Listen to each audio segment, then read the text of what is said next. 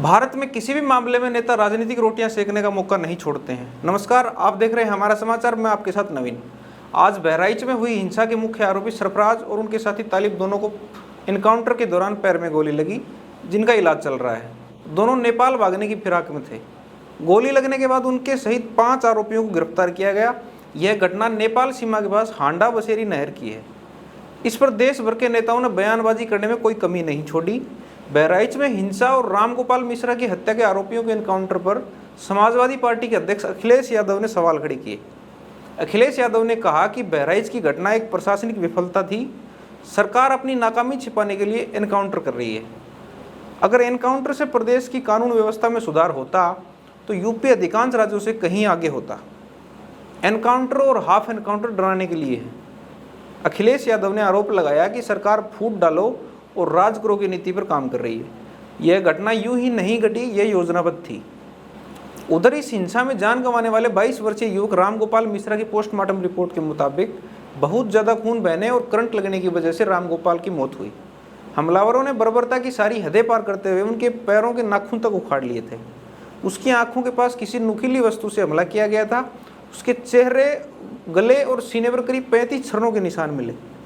यह पूरी घटना तब हुई जब बहराइच के महराजगंज कस्बे में रविवार को मां दुर्गा की प्रतिमा के विसर्जन के लिए काफिला निकल रहा था। इस बीच विशेष समुदाय की तरफ से यात्रा में तेज आवाज में धार्मिक गाने बजाए जाने पर आपत्ति जताई गई। इसके बाद दोनों पक्षों के बीच विवाद शुरू हुआ। विवाद हिंसात्मक हो गया। दोनों समुदाय ने एक दूसरे पर हमले किए। इस दौरान बड़े पैमाने पर सार्वजनिक संपत्तियों को भी नुकसान पहुंचाया गया, जिससे पूरा बहराइच हिंसा की आग में दहल उठा। हमलावरों ने कई दुकानों को भी आग के हवाले कर दिया। इसके बाद पुलिस ने फौरन कमर कसते हुए स्थिति को नियंत्रित किया। यही नहीं, उस दिन देश भर में विसर्जन के दौरान यूपी के गोंडा, कुशीनगर, कौशाम्बी, झारखंड के गढ़वा सहित हैदराबाद के सिकंदराबाद में मूर्ति तोड़ने तक की खबरें आई, जो राजनीति करने की बजाय चिंता का विषय है। हमारा देश विकसित राष्ट्र बनने की ओर बढ़ रहा है या फिर किस दिशा में जा रहा है, ये सोचने का सवाल है। आज बेंगलुरु टेस्ट में भारतीय टीम 46 रन पर ढेर होगी। यह टीम इंडिया का भारत में खेले गए टेस्ट मैचों में सबसे कम स्कोर है। भारत के 5 बैटर्स खाता भी नहीं खोल सके। न्यूजीलैंड के मैट हेनरी ने 5 विकेट झटके, विलियम ओरुक ने 4 और टीम साउदी ने 1 विकेट अपने नाम किया। बारिश से बाधित इस मैच में भारत ने टॉस जीतकर पहले बल्लेबाजी चुनी, लेकिन लगता है ये फैसला उल्टा पड़ गया। न्यूजीलैंड के गेंदबाजों ने पिच की नमी और ओवरकास्ट कंडीशंस का पूरा फायदा उठाया। कीवी पेसर्स ने भारत को रिकॉर्ड 46 रन पर आउट कर दिया। यह भारत का ओवरऑल तीसरा सबसे छोटा स्कोर है। भारत का ओवरऑल लोएस्ट स्कोर 36 रन है। एडिलेड में खेले गए मुकाबले में भारत ने ऑस्ट्रेलिया के खिलाफ 2020 में बनाया था। भारतीय टीम का दूसरा सबसे छोटा स्कोर 42 रन है। भारतीय टीम 1974 में इंग्लैंड के खिलाफ लॉर्ड्स में 42 रन पर सिमट गई थी, लेकिन ये दोनों मैच विदेशी सरजमी पर हुए थे। यह पहला मौका है जब भारतीय टीम अपने ही घर पे 50 रन के भीतर सिमट गई। टीम इंडिया का भारतीय सरजमी पर इससे पहले लोएस्ट स्कोर 75 रन था, जो भारत ने वेस्टइंडीज के खिलाफ 1987 में दिल्ली टेस्ट में बनाया था। भारत के 5 बैटर खाता भी नहीं खोल सके, जिनमें विराट कोहली, सरफराज खान, केएल राहुल, रविंद्र जडेजा और रविचंद्रन अश्विन शामिल हैं। उपकप्तान जसप्रीत बुमराह 1 और कप्तान रोहित शर्मा 2 रन बनाकर आउट हुए। केवल ऋषभ पंत और यशस्वी जायसवाल ही दहाई का आंकड़ा छू पाए। आज नायब सिंह सैनी ने पंचकुला में आयोजित समारोह में हरियाणा के मुख्यमंत्री के रूप में शपथ ली। इस समारोह में प्रधानमंत्री नरेंद्र मोदी, गृह मंत्री अमित शाह, रक्षा मंत्री राजनाथ सिंह सहित एनडीए के तमाम दिग्गज नेता मौजूद रहे। इस समारोह में बड़ी संख्या में लोगों की मौजूदगी भी देखी गई। वाल्मीकि जयंती के दिन रखे गए शपथ ग्रहण समारोह में अनिल विज समेत 13 विधायकों ने मंत्री पद की शपथ ली, जिनमें 2 महिलाएं श्रुति चौधरी और आरती राव ने भी शपथ ली।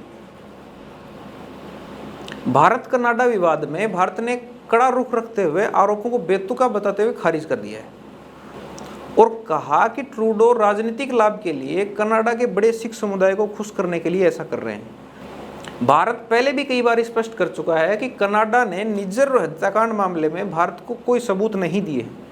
कनाडा हो या न्यूजीलैंड या कोई और, भारत बिना ठोस सबूत के अपना रुख नहीं बदलेगा।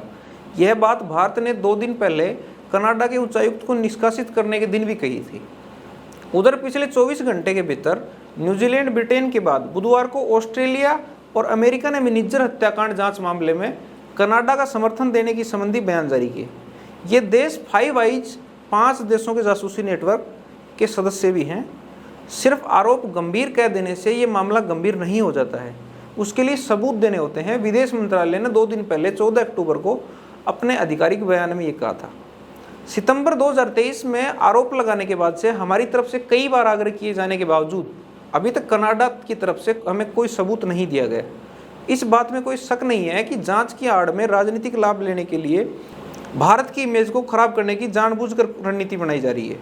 वहीं भारत कनाडा विवाद में अमेरिकन एंटरप्राइज इंस्टीट्यूट के वरिष्ठ फेलो, मिडल ईस्ट फोरम में नीति विश्लेषण के निदेशक माइकल रूबिन ने तर्क दिया कि खालिस्तानी तत्वों से केवल कनाडा को ही नहीं बल्कि अमेरिका को भी खतरा है। माइकल रूबिन ने कहा कि खालिस्तान आतंकवाद और गिरोह हिंसा ने कनाडा में सुर्खियां बटोरी हैं। प्रधानमंत्री जस्टिन ट्रूडो ने भारत पर वांछित आतंकवादी की हत्या का आरोप लगाया है। जाहिर तौर पर यह झूठा नजर आता है। खालिस्तानी चरमपंथ अब अमेरिका के लिए समस्या बनता जा रहा है। खालिस्तानी कार्यकर्ता कैलिफोर्निया और न्यूयॉर्क में अपना वर्चस्व फैला रहे हैं। उन्होंने आगे कहा कि अमेरिकी लोग ईरानी छात्रों द्वारा तेहरान में अमेरिकी दूतावास पर कब्जा करने या लीबियाई आतंकवादियों द्वारा बेनगाजी में अमेरिकी वाणिज्य दूतावास पर हमला करने के बाद आक्रोश से याद करते हैं, लेकिन बहुत कम लोग यह जानते हैं कि खालिस्तानी आतंकवादियों ने सैन फ्रांसिस्को में भारत के वाणिज्य दूतावास पर 2 बार हमला किया है। राष्ट्रीय मीडिया अमेरिका के चर्चों पर इस्लामी हमलों को घृणा अपराध बताता है, लेकिन जब खालिस्तानी चरमपंथी मेलविले न्यूयॉर्क से लेकर सैक्रामेंटो कैलिफोर्निया के हिंदू मंदिरों पर तोड़फोड़ करते हैं तो वे चुप रहते हैं। रूबेन ने आगे तर्क दिया कि संयुक्त राज्य अमेरिका को ऐसे जाल में नहीं फंसना चाहिए। किसी भी रूप में और किसी भी धर्म से उत्पन्न होने वाला उग्रवाद खतरा ही पैदा करता है। खालिस्तानी उग्रवाद अपने पाकिस्तानी समर्थन के साथ एक गंभीर खतरा बन सकता है।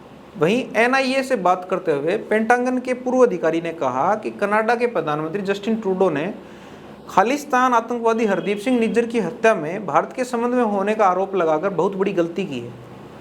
उन्होंने कहा कि मुझे लगता है कि PM ट्रूडो बिना सोचे समझे आरोप लगा रहे हैं। उनके पास सरकार के खिलाफ लगाए जा रहे आरोपों के समर्थन के लिए कोई सबूत नहीं है। देश दुनिया की तमाम खबरों के लिए जुड़े रहिए हमारा समाचार के साथ। नमस्कार।